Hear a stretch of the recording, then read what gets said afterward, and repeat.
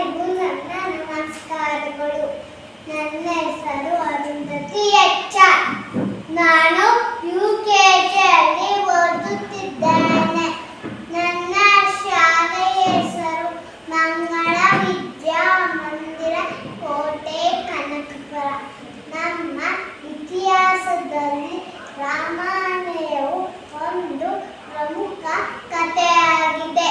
ಇದರಲ್ಲಿ ರಾಮನು ರಾವಣನನ್ನು ಸಂಹರಿಸಿ ಸೀತೆಯನ್ನು ರಕ್ಷಿಸಿ 14 ವರ್ಷಗಳ ವನವಾಸದ ನಂತರ ಅಯೋಧ್ಯೆಗೆ ಮರಳುವ ಕಥೆ ಇಲ್ಲಿದೆ.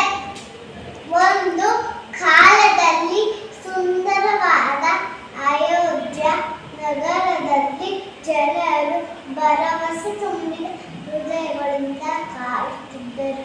ಭಯ ದೂರವಾಗಿತ್ತು, ಏಕೆಂದರೆ ಧೈರ್ಯಶಾಲಿ ರಾಮನು ದುಷ್ಟ ರಾಕ್ಷಸ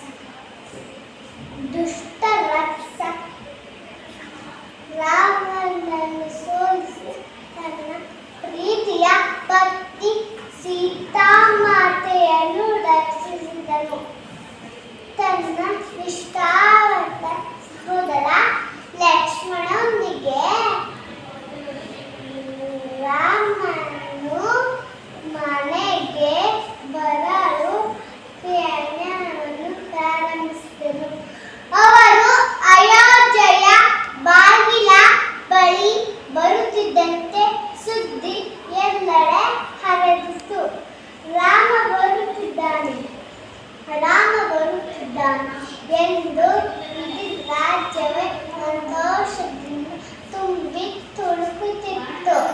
ಜನರು ತಮ್ಮ ಮನೆಗಳನ್ನು ಸಜ್ಜುಗೊಳಿಸಿದರು, ಹೂಹಾರಗಳಿಂದ ಅಲಂಕರಿಸಿದರು, ದೀಪಗಳನ್ನು ಬೆಳಗಿಸಿದರು ಮತ್ತು ಸಂತೋಷದ ಹಾಡುಗಳನ್ನು ಹಾಡಿದರು.